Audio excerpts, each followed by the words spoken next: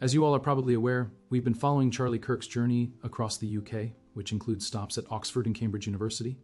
In this video, an Oxford student is set to engage in a spirited debate with Charlie Kirk, focusing on issues related to South Africa and how racism plays a part in a country like South Africa.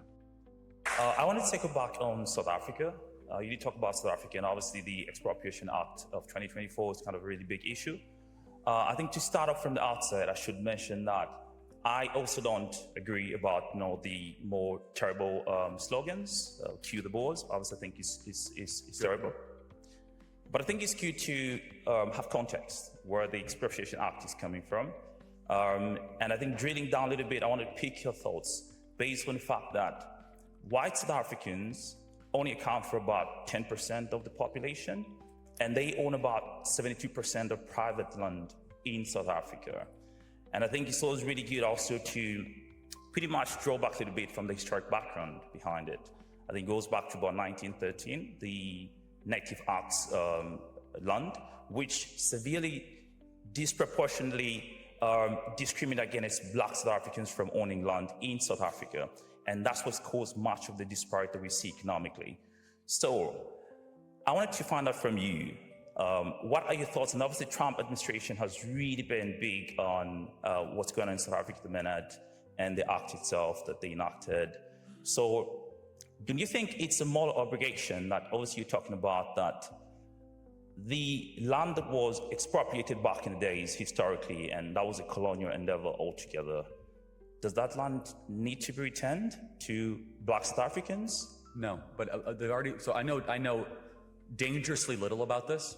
And so, again, what I said on stage is what I know, so I'm going to have to understand. I'm an American. I'm just trying to educate myself on UK politics, and so you will probably know more about this than I will. But is it not true, and then you can correct me, in the last 20 years, they've tried some form of reparations with black South Africans? Yeah, absolutely. Is that correct? Maybe I'm wrong. Yes, there's been, but it's not worked. So the BBE, that's right. for instance, Okay, so time out. So taking stuff from one group and giving it to blacks doesn't work? Well, it does work, but I'll give you context as well. Well, you just said it doesn't work. I'll give you contradicted context. yourself, so educate me. I don't know enough, but you just contradicted yourself. You went from it doesn't work to it does work, so please. I'll give you context as well. So what they did is they did have a program called the Black Empowerment Economic Program.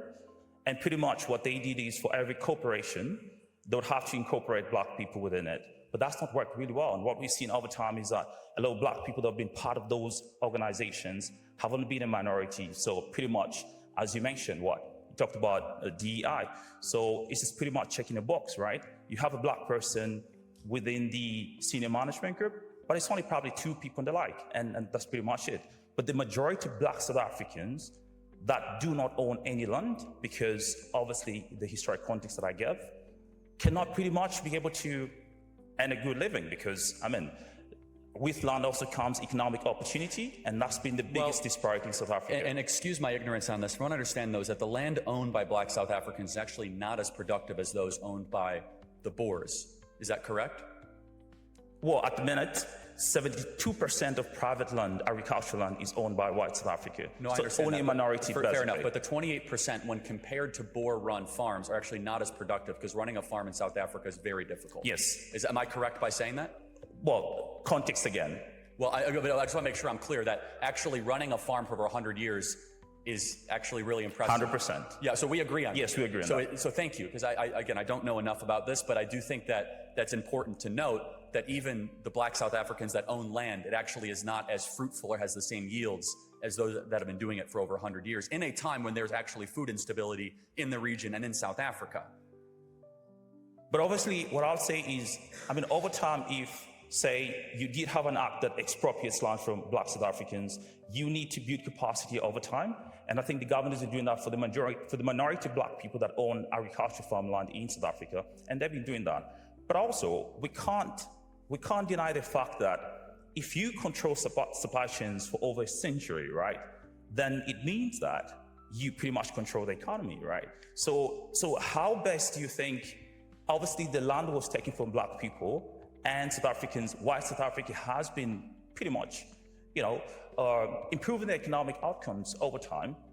What do you think is the best way to break even in that sense? Fair question. And I just want to make one point to you. If obviously you look at key philosophers as well, like Robert Nozick, for instance, he talks about equality in terms of acquisition, as well as the process through which you acquire that land, and obviously correcting the injustice that comes out of it. So what would be your thoughts on that? I'm not familiar with the philosopher you mentioned. Who was the name again? Robert Nozick. Okay. He's a very prominent philosopher. I'll look into it. Sure. Thank you for that. I don't know enough about South Africa to suggest anything. Here's what I could tell you, that race-based politics is really bad. I know this because I'm living it in my country. And I think that South Africa should get away from race obsession and should get towards something that is rooted in merit and empowerment. South Africa is what, 75% black? Is that correct? 80%? Maybe Yeah, more? that's right. Right.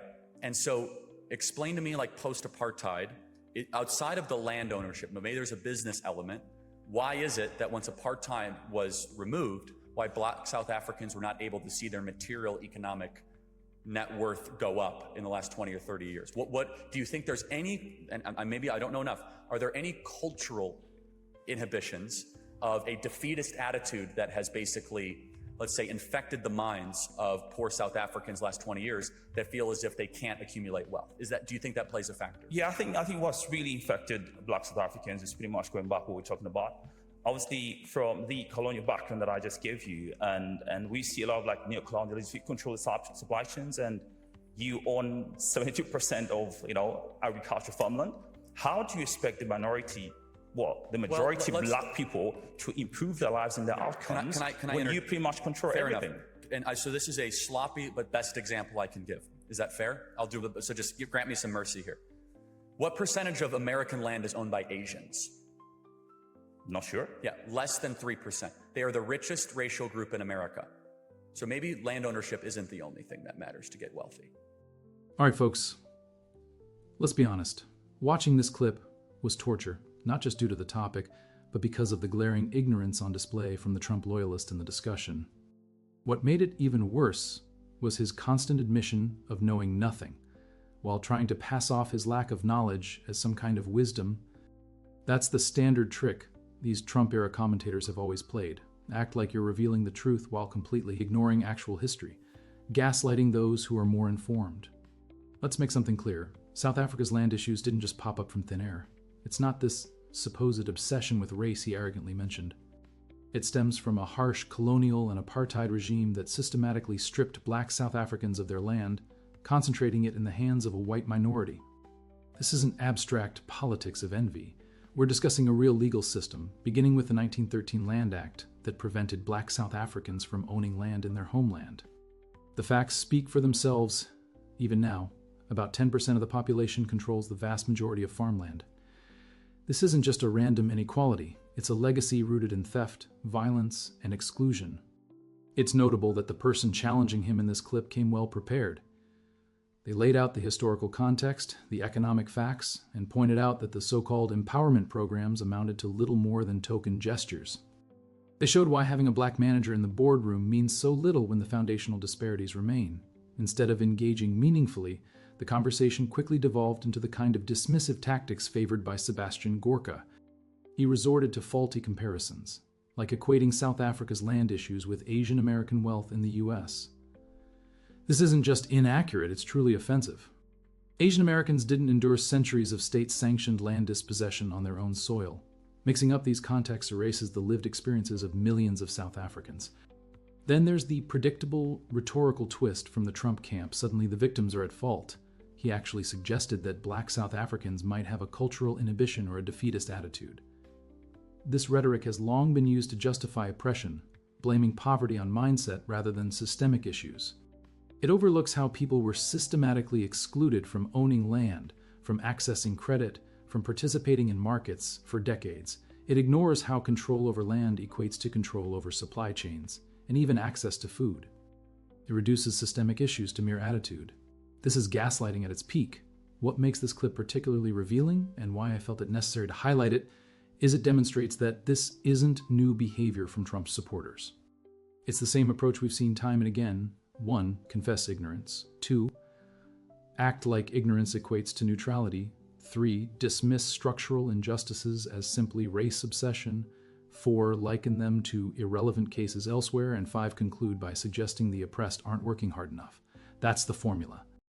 And it's been used since Trump's first campaign. So yes, this clip might be dated, but it clearly reveals the long-standing arrogance, ignorance, and gaslighting emerging from Trump's circle.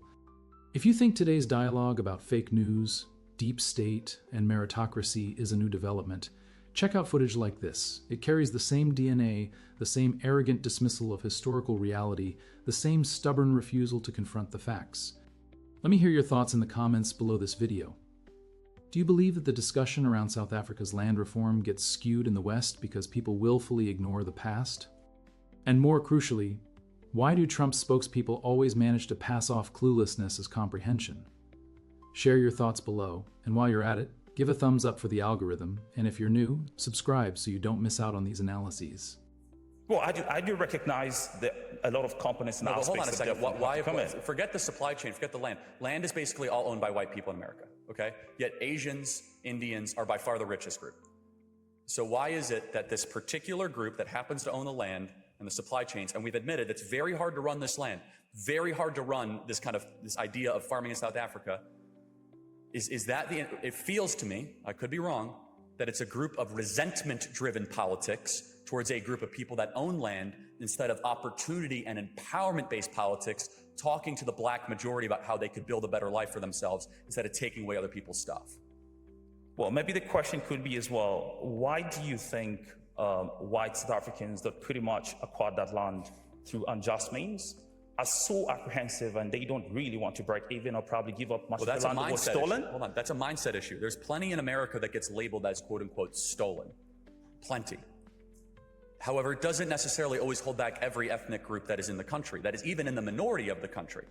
And so I guess the question is, it's a mindset. I don't know South African law enough. I don't know if it's a free market base. I really don't. I'm not just playing cute. But as a general operating principle, it's very bad to build a political movement around taking other people's stuff because obsessed with what you don't have instead of the mental energy to create what you want and what you think you deserve. We've seen this with a lot of groups to America, and America is a very interesting petri dish because we have a lot of people that come to our country with nothing. We have Cubans, we have Venezuelans, we have Colombians, we have Persians, and a rule is the group that complains the least and focuses all of their combined cultural energy on creation does really well over multiple years. That might not be possible in South Africa. There might be like no process to create wealth, but I would just venture a guess that market principles transcend borders. So my postulation, and I'm glad you admitted it, don't say kill the boars. Bad, we should say that. It has created real deaths and real harm. If I was in charge, which of course I'm not, I would spend all my time not saying kill the boar.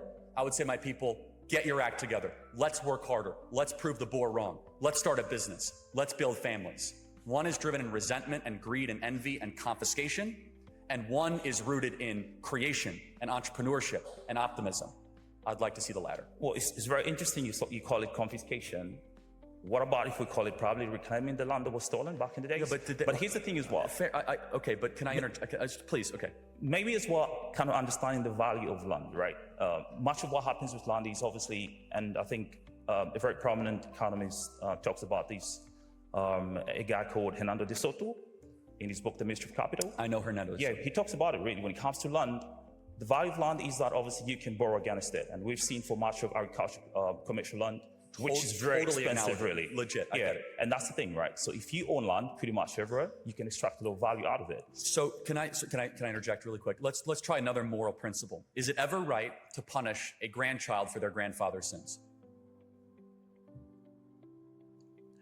Not necessarily, but well, hold on. Your context. Well, context is very important. They did not steal the land. Someone related to them stole the land. So why punish them? They look like them. They talk like them. They were related to them. But you are talking about actively punishing a human being that did not do the atrocity. I'm not saying we should actively punish them, right? Okay, but you're saying. I just want to make sure I'm clear. You went back to these three principles: making wrong the justice, redistributing. Yes.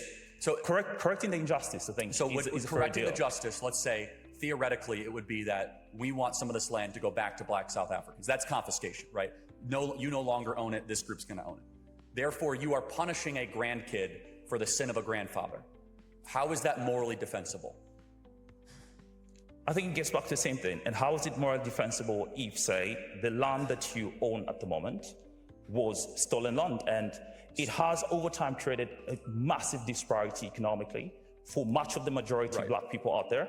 So they could make the same argument as well. Fair enough. And we would say, but the code that we believe in the West, and South Africa can choose, that inheritance, something that you did not work for, and all of a sudden that you have, and that you are then nurturing, we're not going to take that away from you if you did not do anything individually wrong, because this is the difference. We believe in individual-based, not collectivist group-based politics. So they're saying this group took this from this group, therefore this group must get something else. We're asking, did that individual do anything wrong? That individual is a different person in the grand. So what is the solution? The solution is for black South Africans to understand the injustice, and I'll grant you all that I know nothing about the 1913. I should learn about it, and thank you for bringing that to my attention, right? But I do know that there was a lot of immoral behavior to the let's say not the acceptance, but the gaining of the land, right? That's right. I acknowledge that. Fine. The question is then what to do. And a general rule that has worked in America, and I'll kind of repeat my point, is the group, whomever it is, if they have a mentality and a mantra that is about creation and not about resentment, will succeed. This is actually really bad for even the people. Even if they got all the land back, let me tell you, it would not necessarily be a good thing. Number one, we've already shown that they can't necessarily manage it. It's very hard. The Boers have developed a method of farming in the last 100 years. How do you justify that? Well, because I just told you, and you agreed with me. I asked a question, which I think I knew, and you affirmed it. The black South African farmers are not nearly as productive as the equivalent Boer farmers. They're not. The same land, same fertile soil, the farms equivalent are not as necessarily productive. But again, just as a general rule, and we can have clarity but not agreement, I think it's a bad idea to nationalize complaints into a political movement. I think it's very dangerous. And on the right, we fall into this sometimes.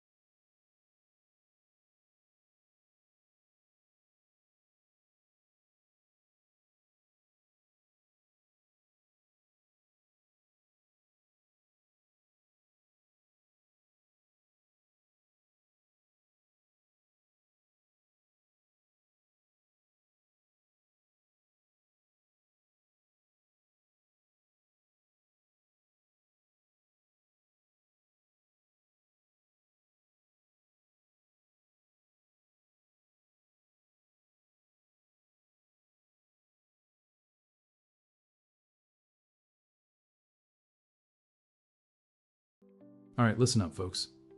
This video is a textbook example of how Trump's inner circle habitually twists discussions about justice into hollow speeches about mindset.